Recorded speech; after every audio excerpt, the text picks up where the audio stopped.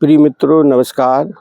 आज हम जीवन के प्रति क्या दृष्टिकोण होना चाहिए, इस अनुभव को हम व्यक्त करते हुए आपके सामने एक गीत प्रस्तुत करते हैं, जो उसको आप समझने की कोशिश करना। प्रार्थना है परमात्मा से कि हमारा जीवन कैसा हो।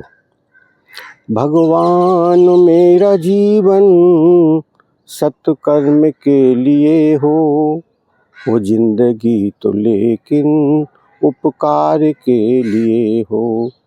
हम में विवेक जागे, हम धर्म को न भूलें, चाहे हमारी गर्दन तलवार के लिए हो। मित्रों, इस बात को आप समझने का प्रयास करेंगे कि जीवन कैसा होना चाहिए, जीवन में क्या हमारे लिए उचित है, क्या अनुचित है, इस पर विचार करने की बात है।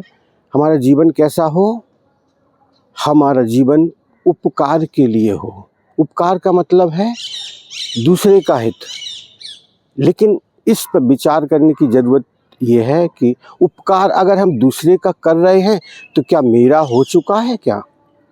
ये दृष्टिकोण हमें थोड़ा बदलने की आवश्यकता है।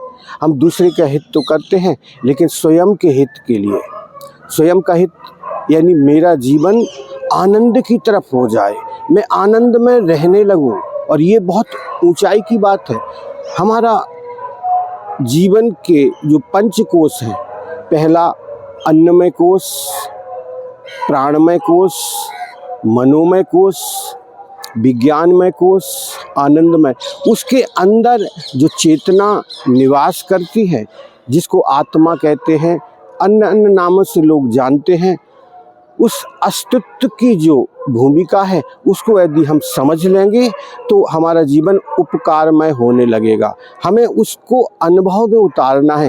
केवल ये बातों की बात नहीं है कि हमने कहा आत्मा है, इस बात को अभिव्यक्ति न करके अनुभव की बात करने की ज़रूरत है। इसलिए थोड़ा सा हम अपने विवेक को जागृत करें, और जब विवेक जागृत होगा तो धर्म के 10 लक्षण हैं। धृति, क्षमा, दम, अस्तेय, शौचम, इंद्रिय निग्रह। इस भूमिका में अगर हम उतरते हैं तो हमारा जीवन आनंद की तरफ बढ़ने लगेगा। इसलिए अभी हम आपसे निवेदन, आग्रह एक ही बात का करते हैं कि थोड़ा अपने विवेक का आदर करें और हम जागरूक होकर इस भूमिका में उतरने की कोशिश करें। आगे हम इसी क्रम में अगला पद लेकर के आपके साथ जुड़ेंगे। नमस्कार।